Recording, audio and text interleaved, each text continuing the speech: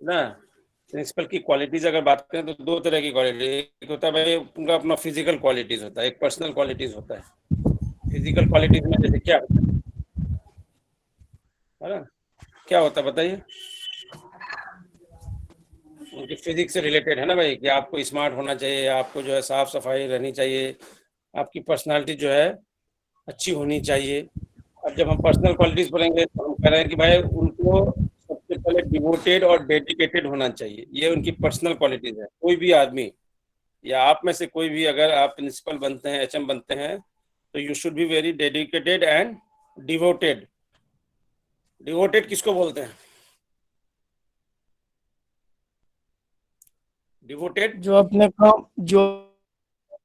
अपने काम के लिए हमेशा ये रहे, पंचुअलिटी जैसे भाई रहे, हमको कोई समर्पित जिम्मेदारी दी रहे। गई है और हमको उसके लिए जहां तक हो सके, हमको अगर अचीव करना है तो हमको पूरी तरह से डिवोटेड होना पड़ेगा। जैसे आजकल क्या होता है, बहुत सारे लोग, अक्सर मैं आपको क्लास में भी बताता हूँ कि पेशा तो हम चुन लेते हैं लेकिन शौक से नहीं चुनते, मजबूरी में किसी पेशे को अख्तियार कर लेते हैं। अगर कहीं कुछ नहीं मिला तो चलो भाई टीचर बन गए, और जब टीचर बन गए तो जाहिर सी बात है आपको टीचिंग प्रोफेशन के साथ जस्टिस करना चाहिए। लेकिन कुछ लोग ऐसा होता है कि उनके जहन में अभी भी कुछ और चीज़ें चलती रहती हैं कि गलती से हम इस पेशे में आ गए, हमें कुछ और बनना चाहिए था, हमें तो डॉक्टर बनना था लेकिन हम तो नहीं बन पाए, इसीलिए हम टीचिंग में आ गए। तो फिर वो पूरी तरह से डिवोटेड नहीं होता या डेडिकेटेड नहीं हो पाता है उस पेशे के लिए। तो अक्सर कहा जाता है टीचिंग के लिए या टीचर के लिए, he should be very much dedicated to his profession.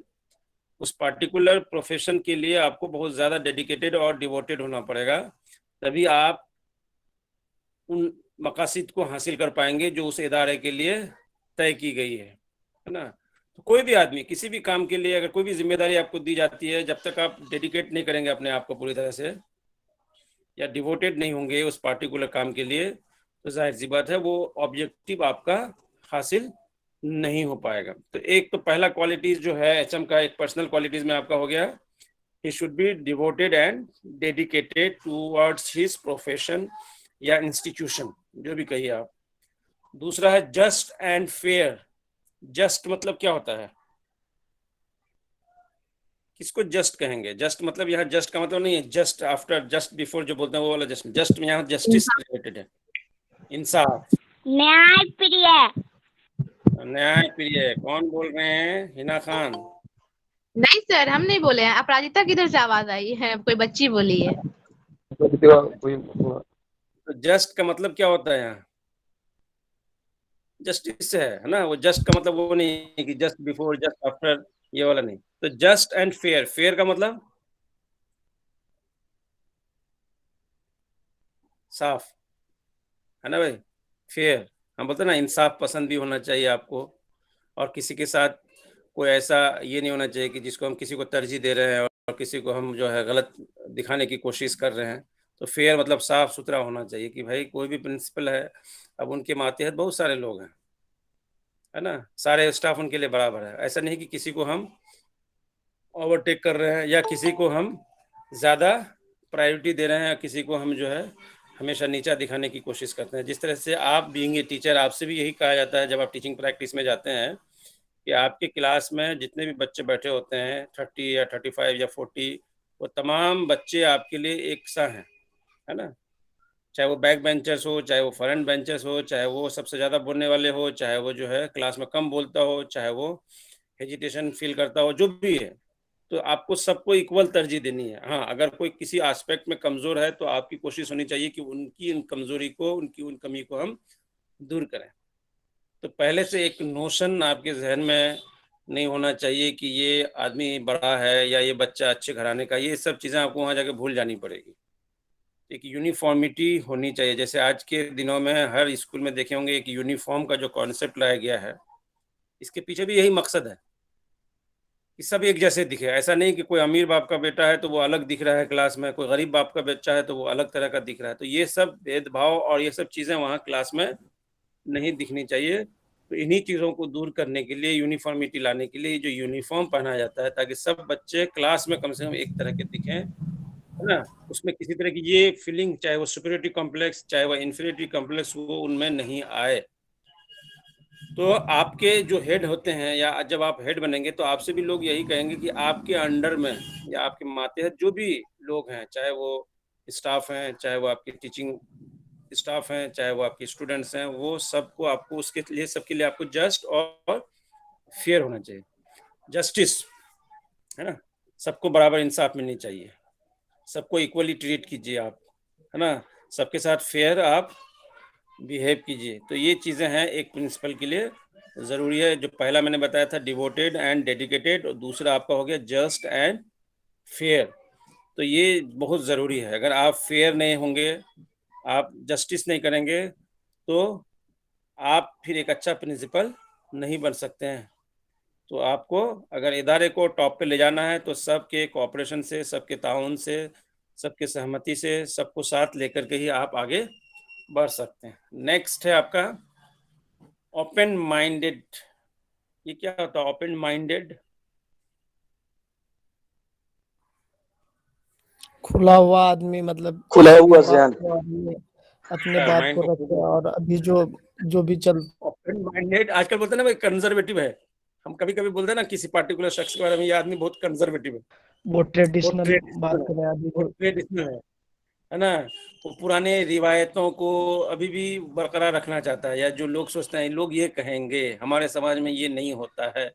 तो आपसे कोई ये नहीं कहता है कि आप अपने रिवायत को भूलें, है ना? लेकिन आपसे ये लोग उम्मीद करते हैं कि जो नई चीजें आ रही हैं, तो अगर आप उन उसको रिवायती अडॉप्ट चीजों करें। में अच्छा है तो उसको आप एडॉप्ट करें। एडॉप्ट करने में क्या बड़ा बुरा है? कोई भी अच्छी चीज, कोई भी अच्छी टेक्नोलॉजी जब आपके सामने आती है, या कोई भी अच्छा तरीका है, मेथड डेवलप होता है, या कोई भी अच्छी टेक्निक जब डेवलप होती है, तो आपसे उम्मीद की जाती है कि आप उनको एडॉप्ट करें, है ना? किसी ने अगर मेहनत करके एक नई टेक्नोलॉजी को जन्म दिया है या इजाद किया है, और उस टेक्नोलॉजी के सहारा के साथ आप अगर अपने तालीम को या तदरीस को और बेहतर बना सकते हैं, तो उसमें हर्ज क्या जी है सर। ना? तो वो नहीं तो तो आपको लोग एडॉप्ट करना ही सोचना तो ठीक है। दकियानुसी वाली बात कर देता है लोग। क्या कभी कभी बहुत सारी चीजें हैं जो हम नहीं करना चाहते हैं, अरे लोग क्या कहेंगे, है ना? लेकिन हो सकता है कि वो चीजें आपकी अच्छी। तो यहाँ ओपन माइंडेड का मतलब है कि आपका नजरिया जो है वो वसी होना चाहिए। वसी मतलब अब्दुल रहमान, बराबर सर। Hello hello. और ये वसीम नहीं, माने ब्रॉड। कुशादा सर, ओपन माइंडेड होने का कुशादा हर मतलब ये चीज। नहीं है जी, कि वसीम माइंडेड का आप मतलब है सर उसकी वसी चारों तरफ होनी चाहिए, मुकम्मल भरपूर रखनी चाहिए। छोटी ऐसा सी नहीं कि मुकैयद नहीं होना चाहिए, मुकैयद नहीं आप है सिर्फ अब ये पढ़ लिए तो इससे एक ही मसला निकल सकता है। उसमें जैसे कोई चीज है, हम सिर्फ एक ही मसाल उससे मसला नहीं निकाल सकते, उससे कई मसले हल हो सकते हैं अगर हम सोचते हैं कोई ऐसा तरीका। हम बोलते हैं ना कभी कभी कुआं का मेढक, क्या होता है ये? हम जहाँ रहते हैं हमको लगता है कि बस यही दुनिया है, कुआं और दुनिया में यही कुआं दुनिया का है। मेढक सिर्फ कुएं ही में रहता है, उससे ज्यादा उसकी कोई पहुंच है नहीं। हम जिस समाज में है भाई, हम मानू में है, ठीक है, मानू के बारे में हमको सब कुछ पता होना चाहिए, लेकिन हमको ये भी पता होना चाहिए कि भाई और कौन कौन से इदारे हैं जहाँ अच्छी तालीम होती है, उनका क्या है, वहाँ के प्रोडक्ट क्यों अच्छा हो रहा है। तो जाहिर सी बात है, आप स्टूडेंट हैं मानू के, ठीक है, मानू के बारे में आपको एकदम गहराई से आपको पता होनी चाहिए एक एक चीज के बारे में। लेकिन दूसरे यूनिवर्सिटीज में जी क्या हो सर। रहा है, यूनिवर्सिटीज की रैंकिंग हो रही है, आपको पता होना चाहिए कि भाई जब यूनिवर्सिटी की रैंकिंग हो रही है, कोई ना कोई पैमाना तो होगा जिसके बेस पे किसी को टॉप, किसी को सेकंड, किसी को थर्ड पोजीशन दी गई है। तो ऐसे में आपको उन चीजों की नॉलेज रखना चाहिए। कभी भी ये नहीं कि बुक, आजकल है ना जो नई पॉलिसी आई है उसमें कहा गया कि बुकिश नॉलेज ज्यादा, खाली बुकिश नॉलेज में ही कन्फाइंड नहीं होना चाहिए आपको, कि जो किताब में है जो नॉलेज है बस वही नॉलेज हमारे पास हो, उसके अलावा तो वो एग्जाम पास करने के लिए। बुकिश नॉलेज जो है वो सिर्फ आप क्या करते हैं, उसको रोट कर लेते हैं, रट लेते हैं, और रट करके आप इम्तिहान लिखते हैं और पास कर जाते हैं। तो उस तरह के नॉलेज आज के दौर की जरूरत नहीं है। आपको कहा जाता है कि अगर सोर्सेज नॉलेज जहाँ से भी बेस्ट आप हासिल कर सकते हैं, बेस्ट जहाँ के लिए हम, हमारी कोशिश होनी चाहिए, हमारा माइंड इस तरह का होना चाहिए कि हम इसको इजीली अडॉप्ट कर लें, है ना? तो जब भी ये प्रिंसिपल हमको लगेगा कि कोई अच्छा इदारा है और वो इदारा इन चीजों को नहीं, अडॉप्ट किया, है ना, या उन पॉलिसीज करेक्ट है को का। तैयार किया जिस जैसे म्यूट कर लीजिए आप लोग, सोचे अब्दुलरहमान की है म्यूट कर लीजिए, आवाज आ सुहैया। रही है। सर आवाज में क्लियरिटी नहीं आ रही है साफ साफ। उधर किधर किसी का वो हो रहा है, म्यूट कर लीजिए आप लोग। म्यूट कर लीजिए अब्दुलरहमान। हाँ, अब आ रही है आवाज? जी सर आ रही आवाज, आ रही। हाँ ठीक है। तो ओपन है ना, ओपन ज्यादा होने का मतलब ये नहीं कि ओपन अगर हो गए तो आप जो अपनी ट्रेडिशनल चीजें हैं या आपके जो विरासत में जो चीजें मिली हैं उसको आप भूल जाएं, है ना। यहाँ मतलब यह है कि कुछ चीजें अगर अच्छी हो रही हैं और वो हमारे माशरे के लिए या हमारे टीचिंग के लिए या हमारे इदारे के लिए बेनिफिशियल है, या मददगार साबित हो सकता है, तो उन चीज़ों को, इन पॉलिसीज़ को हमको अडॉप्ट करने में कोई गुरेज नहीं करनी चाहिए, ये मतलब है। तो ये जो प्रिंसिपल होते हैं या एचएम होते हैं, वो उनका माइंड ओपन होना चाहिए ताकि वो नई चीज़ों को अडॉप्ट करने में, नई पॉलिसीज़ को अडॉप्ट करने में, और जो दूसरे इदारे अच्छा कर रहे हैं उनको फॉलो करने में कोई परहेज नहीं करनी चाहिए। जैसे हमारा दस्तूर जब बना है ना भाई, कितने दिन लगे थे बनने यस में? सर, ऑलमोस्ट 3 इयर्स लगे 2 थे। साल 11 महीना 17-18 दिन। तो उसमें भी देखे होंगे आप कि अलग अलग कंट्रीज से जो अच्छी चीजें हैं उनके दस्तूर से ली गई है ना। कुछ चीजें फ्रांस से है, कुछ चीजें इंग्लैंड से है, कुछ चीजें अमेरिका से है, कुछ चीजें जापान से है, कुछ अमेरिका चीजें आयरलैंड से है ना, कुछ चीजें साउथ अफ्रीका से है। तो ये क्यों हम लिए, है ना। जाहिर सी बात है, जब हम कुछ बना रहे हैं, नया बना रहे हैं, तो हमको ये गुंजाइश हमारे अंदर रहनी चाहिए कि हम जो अच्छी अच्छी चीजें दुनिया में कहीं भी हो रही है, किसी भी मुल्क में, चाहे वो मेरा ओपोनेंट क्यों ना हो, मेरा दुश्मन मुल्क ही क्यों ना हो, लेकिन उनके दस्तूर में अगर कुछ चीजें अच्छी हैं, चाहे वो फंडामेंटल राइट्स हो, चाहे वो फंडामेंटल ड्यूटीज हो, चाहे वो डायरेक्टिव प्रिंसिपल्स हो, या और भी दूसरी चीजें हों, जहाँ इक्वलिटी की बात की गई हो, जहाँ जस्टिस की बात की गई हो, जहाँ फ्रेटर्निटी की बात की गई हो, है ना, तो उन चीजों को अडॉप्ट करने में हमको लेना चाहिए। अब कोई स्कूल अच्छा कर रहा है ना, किस तरह के कॉम्पिटिटिव एग्जाम करा रहे हैं, किस तरह की चीजों को वो अडॉप्ट कर रहे हैं, वो चीजें हमको भी अडॉप्ट करने में परहेज नहीं करनी चाहिए, बल्कि उन चीजों को अडॉप्ट करना चाहिए अगर वो अच्छा कर रहा है इदारे के लिए। नेक्स्ट है आपका सेल्फ कॉन्फिडेंस एंड करेज। आजकल जिन चीजों की सबसे ज्यादा कमी महसूस की जा रही है वो है आपके कॉन्फिडेंस की। अक्सर कहा जाता है ना, कॉन्फिडेंस आपके पास होना चाहिए, सेल्फ कॉन्फिडेंस, अपने आप में हमको क्या होना चाहिए, एतमाद होनी चाहिए, बिलीव होना चाहिए। है ना। हम करने जा रहे हैं लेकिन हमको पता है, हम पहले ही से मान के चलना है कि ये तो हमारे बस की बात नहीं है। जब आप ये समझ लेंगे कि हमारे बस की बात नहीं है, तो जाहिर सी बात आप इनिशिएटिव नहीं लेंगे फिर, है ना। जब इनिशिएटिव नहीं लेंगे तो जाहिर सी बात वो काम कहाँ से मुकम्मल होगा। तो आपके अंदर कॉन्फिडेंस तो होनी चाहिए, कोई भी काम कर रहे हैं, है ना। और हिम्मत अगर आप करेंगे तो जाहिर सी बात है, एक बार फेल्यूर होंगे, दूसरी बार फेल्यूर होंगे, एक वक्त ऐसा आएगा कि आपके अंदर कॉन्फिडेंस बिल्ड हो जाएगा और आप उस काम को बखूबी अंजाम देने में कामयाब होंगे। तो कहा जाता है ना, वो failures are the pillars of success. नाकामी किसकी है? कामयाबी की। सुने, नाकामी कामयाबी की दलील है।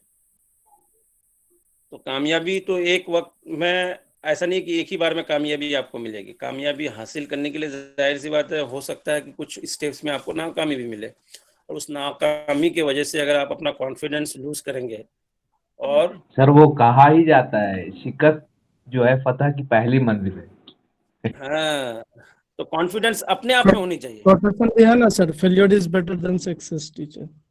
हाँ, अक्सर हम क्या करते हैं ना, पहले मैदान में उतरने से पहले ही हिम्मत हार जाते हैं, है ना। तो हो सकता है कि मैदान में जब भी उतरे तो जाहिर सी बात है, जो आपका ओपोनेंट है आपको कभी भी उसको कमजोर नहीं समझना है, लेकिन ऐसा नहीं है कि आप इस तरह से उसको स्ट्रांग समझ लें कि पहले ही आप फील्ड छोड़ के भाग गए। तो कोई भी प्रिंसिपल या एचएम जो होता है, उनमें सेल्फ कॉन्फिडेंस का होना बहुत ज़्यादा ज़रूरी है। जब अपने आप में उनको एतमाद नहीं है तो फिर और क्या हो सकता। उसके बाद करेज, एक वर्ड यूज किया, करेज मतलब क्या होता है? साहस। क्या बोलते हैं उर्दू में करेज को? हिम्मत,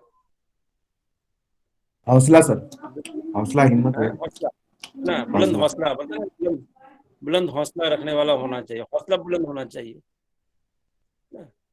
कोई भी काम हम कर रहे हैं उसमें कॉन्फिडेंस भी होनी चाहिए और हौसला भी आपका बुलंद होना चाहिए कि ठीक है, हमको भी टॉप पे पहुंचना है।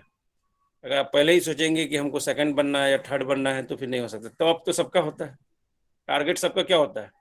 टॉप पे पहुंचने का होता है। पहुंचने वाले कोई एक ही होते हैं, पार्टिसिपेंट बहुत सारे होते हैं, लेकिन हर आदमी का हौसला बुलंद होना चाहिए कि हम भी उस पिक पे पहुंचे। और उस पिक पे पहुंचने के लिए जो भी तरीकाकार हमको अख्तियार करना है वो हमको करना है, जो भी टेक्निक। जैसे बेस्ट टीचर अगर आपको बनना है तो आज के दिनों में सिर्फ बेस्ट टीचर ऐसा नहीं है कि आप जो है अच्छे मेथड का इस्तेमाल कर लेंगे तो आप बस बेस्ट टीचर हो जाएंगे। आपको अच्छी टेक्निक्स की भी मालूमात होनी चाहिए कि नहीं होनी चाहिए? या पता है कि आपको अच्छी टेक्निक पता है और अच्छे मेथड्स भी पता है, लेकिन आपके पास मवाद ही नहीं है, तो कैसे आप बनेंगे भाई? तो बेस्ट टीचर बनने के लिए सबसे पहले तो आपके पास मवाद का जखीरा होना पड़ेगा। बगैर मवाद के बन सकते हैं टीचर आप? सिर्फ टेक्नोलॉजी को लेकर के और मेथड्स को लेकर के बन सकते हैं? नहीं बन नहीं सकते। सर। तो सबसे प्रायोरिटी, जैसे भाई आप कहते हैं ना कि हमें इंग्लिश बोलने नहीं आता है या हमें अच्छी उर्दू नहीं बोलने आती है या अच्छी हिंदी नहीं बोलने आती है, तो उसके पीछे सबसे बड़ी वजह क्या है? कि आपके पास वोकेबुलरी की कमी है, अल्फाजों का जखीरा नहीं है, जिसकी वजह से आप जो है जब भी आप सेंटेंस फॉर्म करते हैं या जुमला आप साख्त करते हैं तो आपके अंदर वो वर्ड नहीं आ पाता है आपके सामने, जिसकी वजह से आप उसको एक जुमला की शक्ल देख सकें। सेम चीज होता है, जैसे हम लोग अक्सर हम लोगों की शिकायत है, जो हिंदी स्पीकिंग बेल्ट के लोग हैं, सबकी यही शिकायत होती है कि हमारी अंग्रेजी अच्छी नहीं है और हम अच्छी अंग्रेजी नहीं बोल पाते हैं। इसकी वजह क्या है? ये कि हमारे पास जो वर्ड्स है उसकी बहुत कमी है।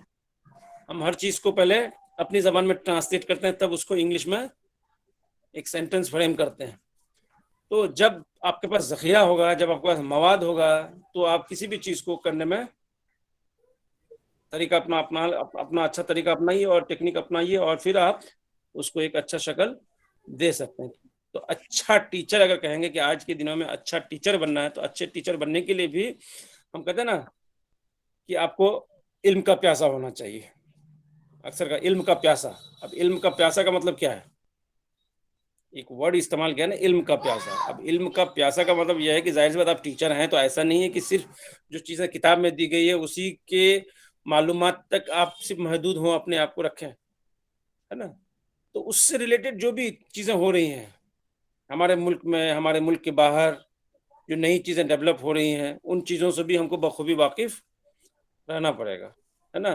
तो आज के बच्चे जो हैं आपसे जब सवाल करते हैं, स्कूल में जाएंगे तो आप तरह तरह के सवाल आपसे करते हैं, तो आपको उनको सेटिस्फैक्टरी जवाब देने के लिए भी तैयार रहना पड़ेगा, है ना? हो सकता है कुछ चीज़ें आपके निसाब में ना हो, उनके निसाब में ना हो, लेकिन जब आपसे वो सवाल करे तो आपकी कोशिश होनी चाहिए कि उनको हम जवाब से किसी तरह से सेटिस्फाई करें।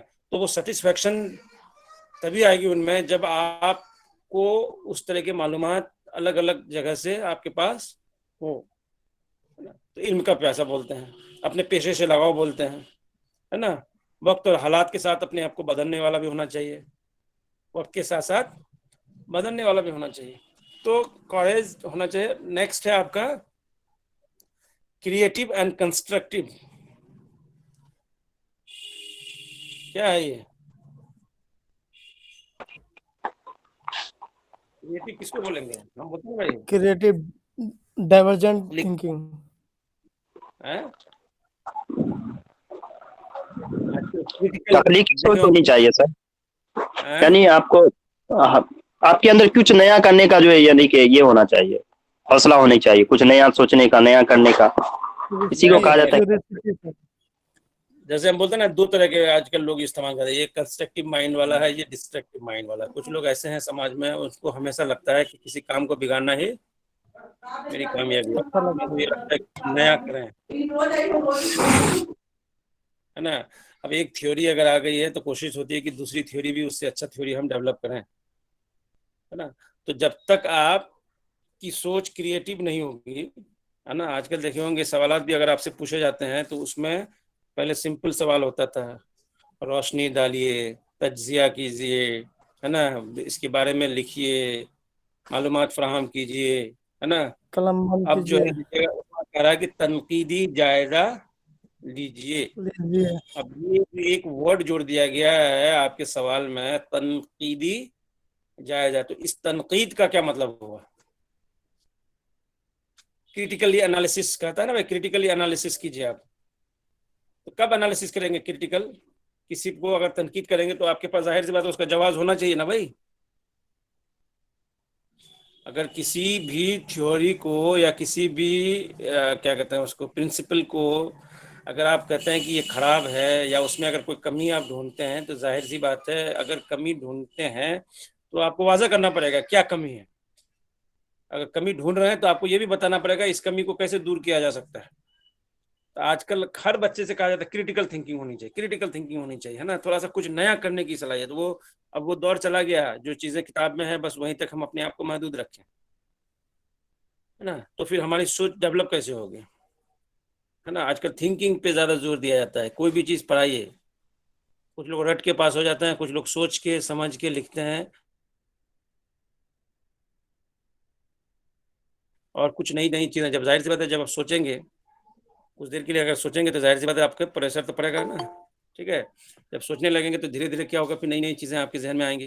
तो सबसे पहले तो आपको ये कहा जाता है कि आप बच्चों को सोचने के लिए मजबूर कीजिए, कि सोचिए, आप अपने अपने अंदाज में सोचिए, है ना, अपने हिसाब से कोई मिसाल पेश कीजिए आप। तो जब आपसे ये कहा जाएगा आप अपने अंदाज से सोचिए, आपके लोकल एरिया को देखिए, आप पेरीफेरी को देखिए, वहां से कोई ऐसी मिसाल कोट कीजिए जिस इलाके में आप रहते हैं, है ना। ऐसा नहीं कि किताब में अगर कोई एक एग्जाम्पल दे दिया गया तो वही एग्जाम्पल सिर्फ सूट है या सुइटेबल है। तो उस तरह के बहुत सारे एग्जाम्पल जो आपके समाज में भी हो सकता है, जो आपके पेरीफेरी में भी हो सकता है, आपके एरिया में भी हो सकता है, आपके गांव में भी हो सकता है।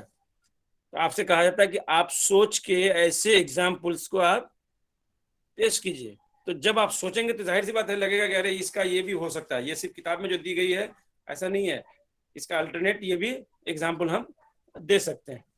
तो आजकल कहा जाता है क्रिटिकली, तो प्रिंसिपल से भी यही उम्मीद की जाती है कि आप भी कुछ क्रिएटिव कीजिए, कुछ नया। ऐसा नहीं कि जो आपके लिए बना दिया गया है उसी को आप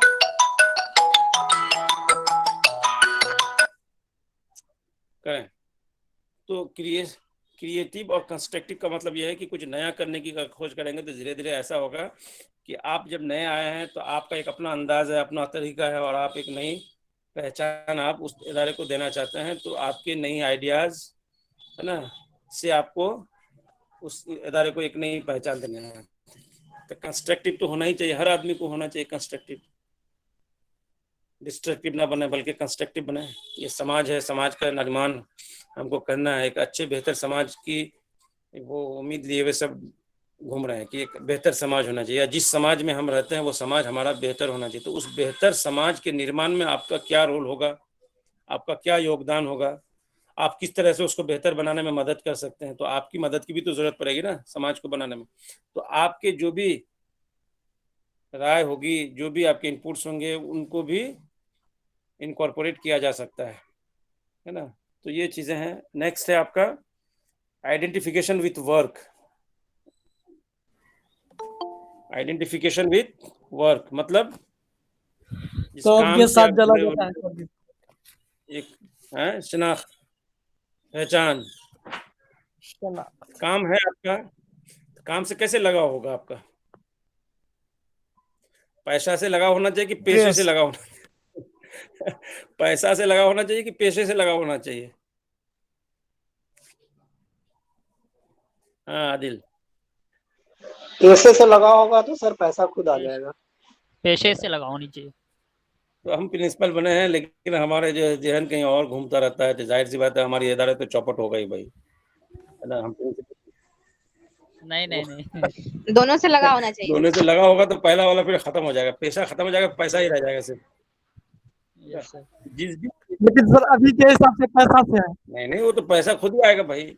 प्रोफेशन से लगा के तो सर वो खुद पैसा देगा। क्यों? आप प्रोफेशन से लगाव कीजिए, अच्छा अच्छा आप नाम कीजिए, आपको लोग बुलाएंगे ही नहीं। कि अच्छे स्पीकर को नहीं बुलाते हैं आप, जो भी अच्छे वक्ता होते हैं उसकी भी पहचान है। आप सर पेशे पैसे से से लगा होगा, सपोज दैट पैसे से लगा होगा, आप दरोगा बन गए तो घूस अपने आप मिल जाता है उसको। आप लेना चाहिए। दरोगाई पे चला गया सब। क्यों? टीचर का नहीं है, टीचर का पैसा नहीं बनता है। अच्छा लेक्चर दीजिए, आप अच्छे सेमिनार में जाइए, अच्छा आपको बुला रहा है एक्सपर्ट बना करके। भाई आपकी यूनिवर्सिटी में देखते हैं ना बाहर वाले लोग आते हैं कि नहीं है? अब किसी डिपार्टमेंट में अगर 25 आदमी है तो 25 में से 4-5 ही लोग ऐसे होते हैं जो जगह जगह पता है। जाते हैं सेमिनार में, पेपर या गेस्ट स्पीकर बन के जाते हैं, या इवेल्यूशन के लिए जाते हैं, या एग्जामिनर बन के जाते हैं, या बोर्ड ऑफ स्टडीज के मेंबर होते हैं। सब थोड़े होते हैं, कुछ ही लोग होते हैं। तो ये आपकी पहचान तो कहीं ना कहीं किसी तरह से बनी होगी।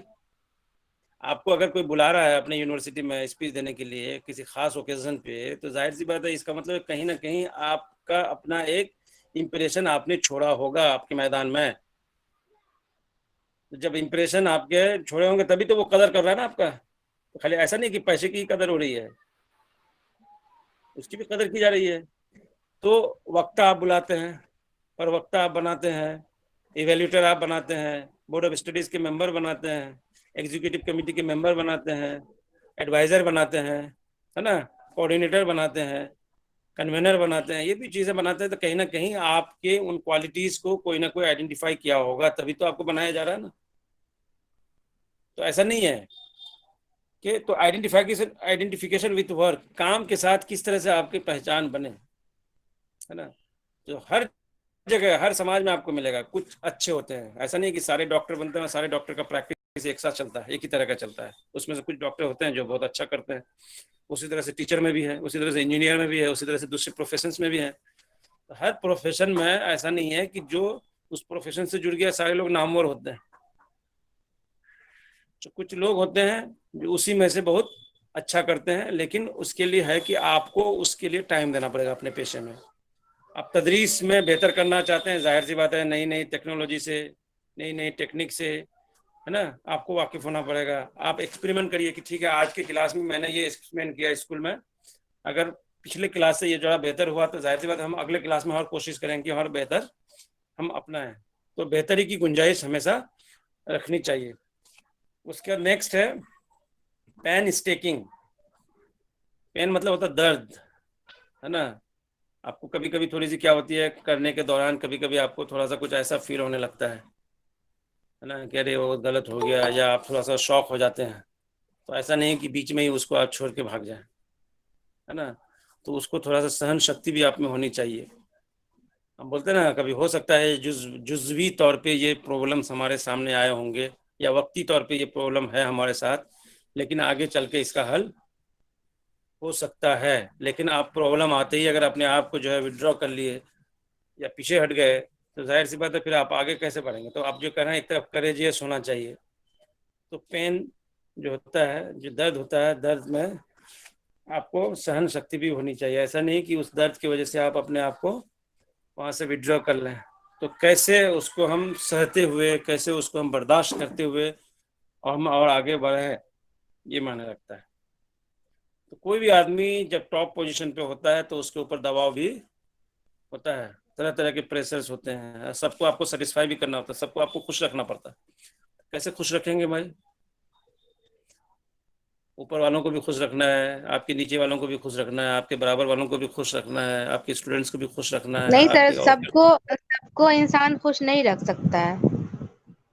कोशिश तो करना पड़ेगा ना। वो तो है, आप अपने घर में भी सबको खुश नहीं रख सकते हैं। रख सकते हैं सारे बच्चे कम रखना होगा ना, एक दिन जरूर खुश हो जाएगा वो। एक टाइम में नहीं रखेगा, लेकिन अलग अलग टाइम में रख सकता है। एक तराजू में मेढक रखने जैसा है कि जितना मेढक आप रखिएगा तराजू में, कोई ना कोई उछल के नीचे कूद के गिर ही जाएगा। लेकिन आपकी कोशिश तो होनी चाहिए ना कि उछल के गिर जाएगा। ये बात तो ज्यादा अच्छे से बता सकती है, क्योंकि वो दो घर जाती है, ससुराल और। खुश रहने का पैमाना है, और जो है किसी को जो है बुरा फील करने का भी पैमाना है। सर एक टाइम में नहीं रख सकते, लेकिन अलग अलग टाइम में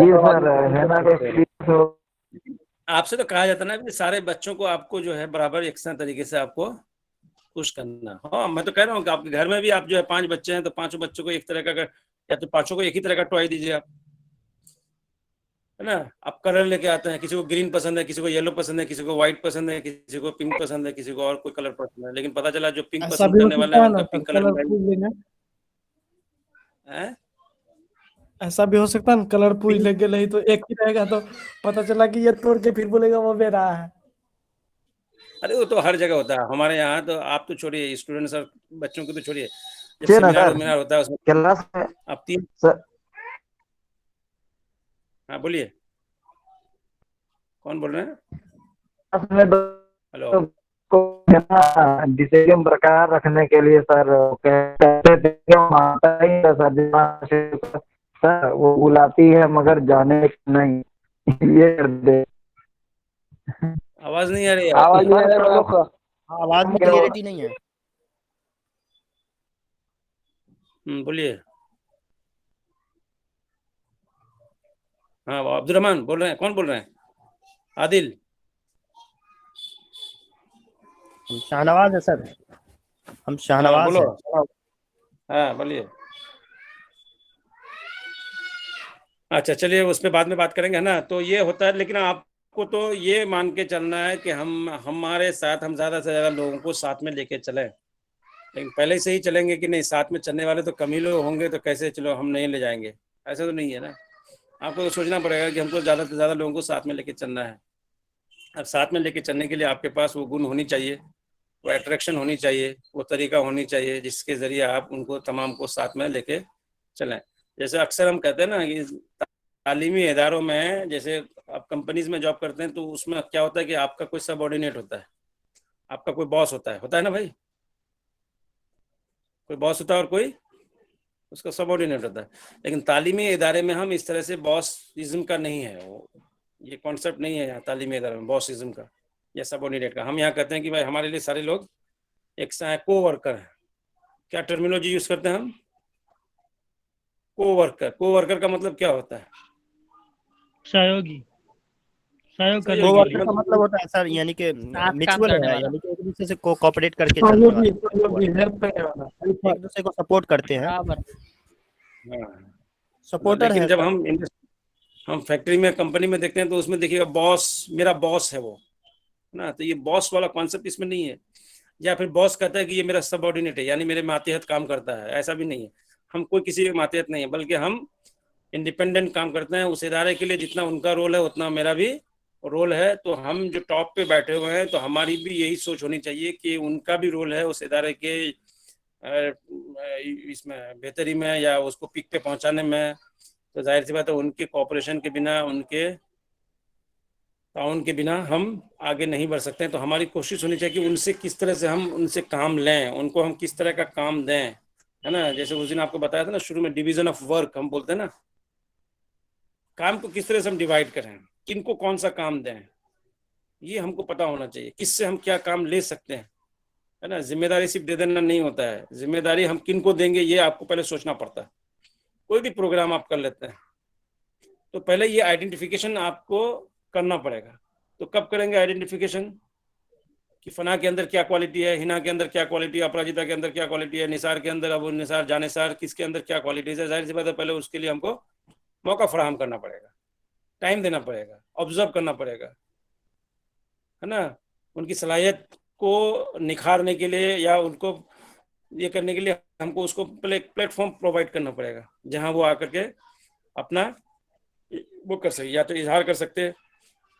तो ऐसे में हम जब टाइम देंगे, देखेंगे कि ये बच्चा है, इनकी ये खासियत है कि किसी भी मौजू पे किसी भी वक्त आकर के कहीं भी बोल सकता है, तो ये एक अच्छा वक्ता तो वही होगा ना भाई, है ना।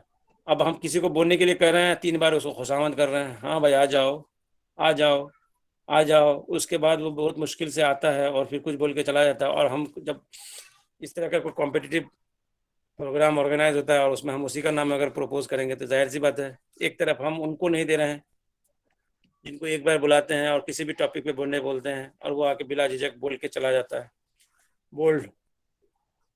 और दूसरी तरफ ये हैं, लेकिन हम अपने क्या बताएं, शनासाई के बिना पे या पहचानात के बिना पे हम उनका नाम प्रपोज करके भेज देते हैं। तो जाहिर सी बात है उसमें किसकी बदनामी होती है? किसी इदारे की बदनामी होती है ना।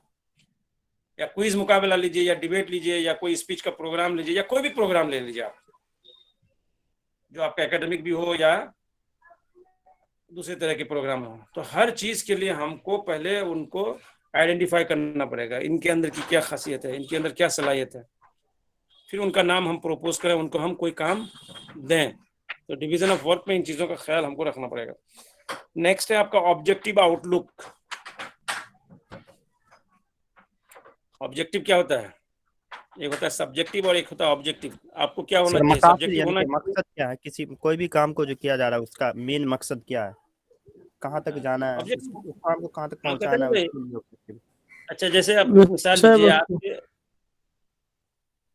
एक मिसाल लीजिए आप, जैसे आपके सवालनामा होता है, और सवालनामा में दो तरह के सवाल होते हैं, एक सब्जेक्टिव सवाल होते हैं और एक ऑब्जेक्टिव होते हैं। तो बायसनेस की गुंजाइश किस में ज्यादा रहती है, ऑब्जेक्टिव सवालात में या सब्जेक्टिव में? सब्जेक्टिव में सर। है ना? सर बाईस में सब्जेक्टिव क्या में होता है सर? पढ़ ही नहीं पाए। बायसनेस जैसे इसमें ये है कि सर ऑब्जेक्टिव में भाई अगर आप बाईस बायसनेस मतलब होता नहीं है कि एक दिमाग में कि भाई आप चेक कर रहे हैं, आपकी आइडियोलॉजी कुछ होगी। हेलो, जी आपकी सर। अपनी आइडियोलॉजी है जी ना? सर। चाहे वो मसले की आजकल देख लीजिए, मसले की देख लीजिए आप उनके सोच के अकॉर्डिंग लिख रहे हैं तो लगेगा कि हाँ ये हमारे फिलोसफी का है, हमारे आइडियोलॉजी का है। तो जो आप भले ही आप अपने तौर पे अच्छा लिखने की कोशिश किए हैं, लेकिन सामने में जो इवेल्युएटर है, अब उनकी फिक्र जो है, उनकी सोच जो है, उनकी और चीजें जो है वो अलग है। ठीक है। तो ऐसे में तो स्टूडेंट का नुकसान नहीं है सर, अगर कोई स्टूडेंट अगर अपना क्रिएटिव सोच दे रहा है तो अरे यार, ये अभी ये फोन आ रहा था। जब आपकी क्लास होती है तभी यहाँ। हाँ हाँ, हेलो सर। जी हेलो, आ रही आवाज? आवाज आ रही है? जी सर, आ आ रही रही है। है सर, आ रही है यस सर। सर। फोटो गायब हो गया ना? ठीक है। तो ये कहना है ऑब्जेक्टिव, एक होता है ना कि भाई कोई भी चीज को हम प्रूफ कर सकते हैं, साइंटिफिकली प्रूफ कर सकते हैं। अब कुछ चीजें हैं जिसमें हम सिर्फ मान के चल रहे हैं कि ये उसने ये कहा, उसने ये कहा है। जैसे हिस्ट्री के बारे में अक्सर कहा जाता है कि हिस्ट्री में ज्यादातर गुंजाइश बायसनेस की होती है, मैथ में साइंस में बायसनेस की गुंजाइश कम होती है, ऑब्जेक्टिविटी ज्यादा है। आप अपने अंदाज में लिख रहे हैं, वो अपने अंदाज में लिख रहा है, वो किसी और किताब के थ्रू जो है वो लिख रहा है। किताब लिखने वाला तो जाहिर सी बात है किसी ना किसी आइडियोलॉजी का फॉलो करने वाला होता होगा। तो ये हो गया। अब देखिए ऑब्जेक्टिव भी हम मतलब ऑब्जेक्टिव सवाल में भाई सही है तो आपको मिला, नहीं है तो जीरो। लेकिन सब्जेक्टिव में क्या होता है कि भाई चलो कुछ लिखा, एक लाइन लिखा, आपको टीचर ऐसा होता है कि एक लाइन पे उसको कुछ नहीं देना चाहता है, और कुछ टीचर ऐसा है कि चलो बेचारा लिखा है एक लाइन तो चलो आधा नंबर ही सही, 10 में से आधा ही देते हैं, है ना? अब वो जो इवेल्युएटर होता है उसके उस पर डिपेंड करता है कि आप किस तरह से उसको जज करना चाहते हैं। लेकिन जहां तक ऑब्जेक्टिव सवाल का मतलब है कि भाई आपने अगर डी में टिक लगाया, अगर डी का आंसर सही है तो डी ही होगा, आप ए में लगाया तो ऐसा तो नहीं है कि डी को ए बना देंगे आप। और आजकल जितने भी कॉम्पिटिटिव एग्जाम्स हैं आप देख लीजिए, उसमें जो आपको ओएमआर शीट जो लाया गया है यही सब है। इसका मेन मकसद है कि भाई ठीक है, आपको जांच करने, एक ही कॉपी है, आप अलग अलग लोगों से जांच कराइए, या आप ही को दे दिया जाए किसी बच्चे का अचीवमेंट टेस्ट करा करके कि निसार को दे दिया गया है ना, वही कॉपी तो निसार के हिसाब से 10 में से 8 लेके आया। तबरेज को दिया गया तो तबरेज जो है उसको 10 में से 6 दे दिया। अपराजिता को दिया गया तो वो 5 कर दी, है ना? और किसी और थोड़ा सा सॉफ्ट किस्म के लोगों को दे दिया गया तो पता चला कि वो 9 कर दिया। आंसर एक ही है, बच्चा एक ही है, सब कुछ एक ही है, लेकिन मार्क्स जो है वो क्या कर रहा है, वेरी कर रहा है ना? तो ये क्या हो गया, इसमें सब्जेक्टिविटी ज्यादा है ना, ऑब्जेक्टिविटी नहीं। तो यहाँ ये कह रहे हैं कि ऑब्जेक्टिव आउटलुक होना चाहिए। कोई भी चीज ऐसा हम करें जिसका हाँ लगता है कि नहीं अब हमको इसको हम प्रूव भी कर सकते हैं, सिर्फ ऐसा नहीं है कि हम बोल दिए, है ना? कुछ बोले तो जाहिर सी बात है जिस से रिलेटेड हम बोले हमको उसको प्रूव भी करना है, तो ये ऑब्जेक्टिव है। उसी तरह से नेक्स्ट है आपका सिंसियर। आजकल जो सबसे इंपॉर्टेंट चीज है वो है आपका सिंसियरिटी। क्या होता है सिंसियरिटी? एक प्रिंसिपल को सिंसियर होना चाहिए, एक प्रिंसिपल को पंक्चुअल होना चाहिए, एक संजीदा हो। अब यहाँ 3 वर्ड है, punctual and regular. Sincere, punctual और रेगुलर। आप अपने क्लास के कॉन्टेक्स्ट में कोई मिसाल दीजिए, सिंसियरिटी क्या हो सकती है? नहीं, सिंसियर, पंक्चुअल और क्या बताया, regular. Regular on time. A Babu disturb नहीं करो। जैसे रेगुलर, बहुत सारे बच्चे ऐसे हैं आपकी क्लास में है ना, जब कोई टीचर पढ़ाता है तो आपको जब ऑब्जर्व करेंगे तो दिखेंगे कि भाई ये बच्चा बहुत रेगुलर है, ठीक है। लेकिन कोई जरूरी नहीं है कि वो रेगुलर है तो वो सिंसियर भी है, कोई जरूरी नहीं है कि वो रेगुलर है तो वो पंक्चुअल भी है ना। अगर तीनों होता है, रेगुलर भी आ रहे हैं हम, जैसे आपकी क्लास में बहुत सारे बच्चे रेगुलर आते हैं है ना, लेकिन ईमानदारी से अपना काम भी करते हैं। कोई भी टास्क दिया जाता है तो टाइम पे उसको हम करके जमा भी करते हैं। कोई भी असाइनमेंट हमको दिया जाता है तो हम उसको ईमानदारी से है ना, दिल से उसको हम करने की कोशिश करते हैं। और पंक्चुअल भी है, टाइम अगर दिया जाता है कि नहीं भाई हमको आपको 21 तारीख को आपका असाइनमेंट जमा करना है, तो बहुत सारे लोग इतना पंक्चुअल हैं कि 21 तारीख को आपको आकर नॉक करेगा कि सर मैं अपना असाइनमेंट लेके आया हूँ, I want to submit my assignment. अब बहुत सारे बच्चे ऐसे भी हैं, रेगुलर भी हैं क्लास में, लेकिन उसको कहना पड़ेगा mister Fana you have not submitted your assignment, फिर वो कहेगा कि sir I want 2-3 days more, है ना। तो ये क्या हो गया, आपको 1 महीने का टाइम दिया गया, उसके बाद भी आप रेगुलर हैं, डेली आ रहे हैं क्लास में, अक्सर दिखते हैं आप, लेकिन उसके बाद भी आज जो लास्ट डेट है सबमिशन का, लेकिन उस सबमिशन में आप जो है फिर 3 दिन का टाइम मांग रहे हैं, तो पंक्चुअल तो नहीं आप, है ना, सिंसियर भी नहीं है, लेकिन रेगुलर है। तो एक प्रिंसिपल को रेगुलर भी होना है। रेगुलर का मतलब है कि ऐसा नहीं कि बंक मार मार के, जैसे आप लोग का बहुत सारे लोग ऐसे हैं ना, बंक मार के आते हैं, आज हम चले जाते हैं कल तुम चले जाना भाई, है ना। और कुछ लोग ऐसे हैं कि नहीं आज जाएंगे तो कल भी जाएंगे, हो सकता है एक ही पीरियड हो लेकिन हमको कुछ ना कुछ तो सीखने का मौका मिलेगा। तो रेगुलर तो रहना ही चाहिए किसी भी चीज में।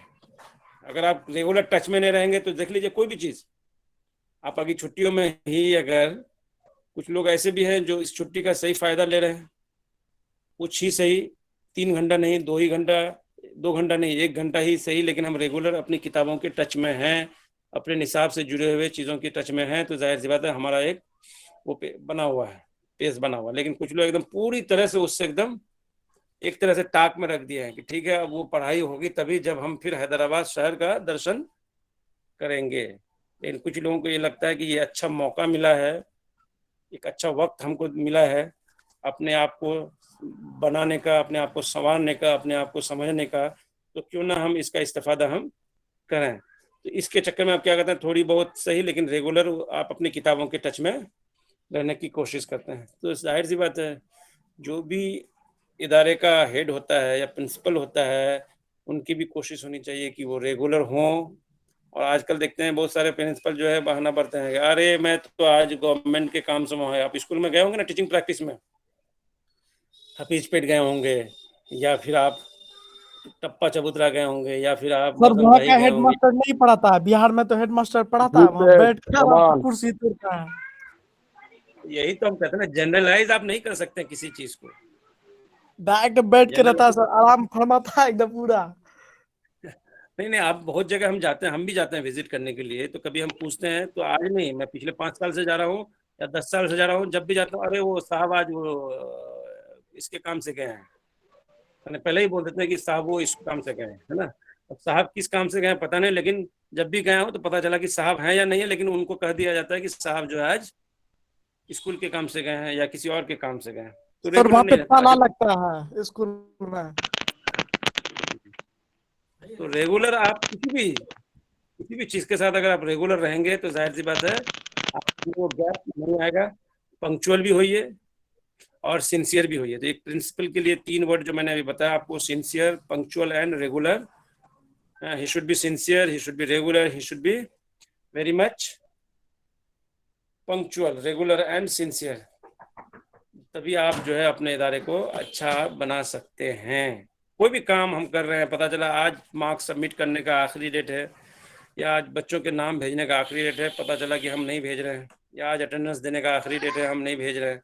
हम अच्छा टीचर हैं, है ना, लेकिन हमको ये जब अटेंडेंस देने की बारी आती है तो पता चला कि हम 30 तारीख को देना था, 31 तारीख को देना था, हम उसको 10 तारीख तक खींच के ले जा रहे हैं, है ना। अब उसकी वजह से न किसी की चीज़ पे असर पड़ता है, किसी न किसी तरह से किसी चीज़ पे असर पड़ता है। उसके बाद नेक्स्ट है आपका problem solving centred. Problem solving centred. ये क्या होता है प्रॉब्लम सॉल्विंग सेंटर्ड? अभी तो आप बुक सेंटर्ड पढ़े थे, चाइल्ड सेंटर्ड पढ़े थे और स्टूडेंट सेंटर्ड पढ़े थे या टीचर सेंटर्ड पढ़े थे, लेकिन ये है कि आपको क्या होना चाहिए, प्रॉब्लम सॉल्विंग सेंटर्ड होना चाहिए।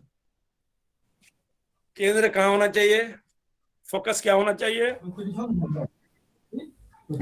स्टडी मसाइल के हल। पे हल करना है हमको, ये होना चाहिए, बल्कि नहीं कि उसको और हम टूल दे रहे हैं।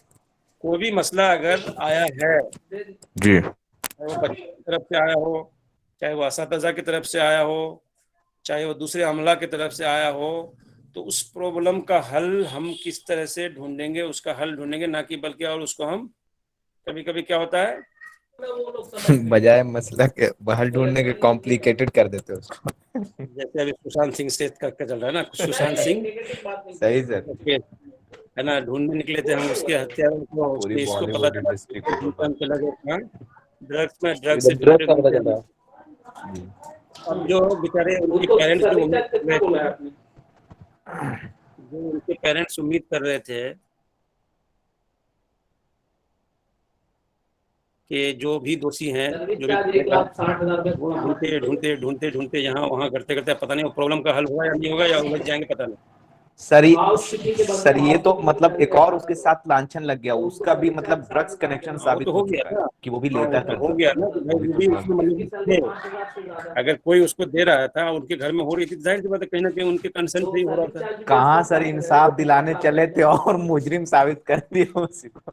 और तो सेम कभी कभी ऐसा ही होता है, हमारे इदारे में भी कभी कभी ऐसा होता है कि हम किसी चीज को बेहतर बनाने की कोशिश किए, पता चला वो और उलझ गया, वो भी उलझ गया, आपके चक्कर में ये भी उलझ गया, स्टूडेंट्स भी उलझ गए, स्टूडेंट्स भी हंगामा कर रहे हैं, टीचर्स भी हंगामा कर रहे हैं, आपकी यूनिवर्सिटी पूरी तरह से वो ऐसा होता है। किसी इदारे में देखेंगे किसी चीज को बहुत इजीली हेल्प किया जाता है, और किसी इदारे में क्या होता है कि उसको हम जो है थोड़ा सा इधर उधर लेके डायरेक्शन में, और वो हल तो नहीं हुआ लेकिन और मामला गड़बड़ हो गई। तो ये है प्रॉब्लम सॉल्विंग सेंटर्ड। सेंटर हमेशा एक इदारे का जो भी हेड होता है, हेड होता है, वो बहुत माइक्रो लेवल आवाज नहीं आ रहा सर आपका, सर मैंने दिया है नेक्स्ट क्लास में, उनके प्रॉब्लम को हल किया जाए। तो ये सब क्वालिटीज हैं जो पर्सनल क्वालिटीज में आता है, ठीक है। उसको जो है जैसे आप बोलते हैं ना कि टीचर को क्या बोलते हैं, गार्डनर बोलते हैं, तो गार्डनर ऑफ द स्कूल यहाँ कौन हुआ, टीचर, वो हेड मास्टर हुआ। जो हेड मास्टर होता है वो गार्डनर ऑफ द स्कूल होता है, या की स्टोन ऑफ द स्कूल।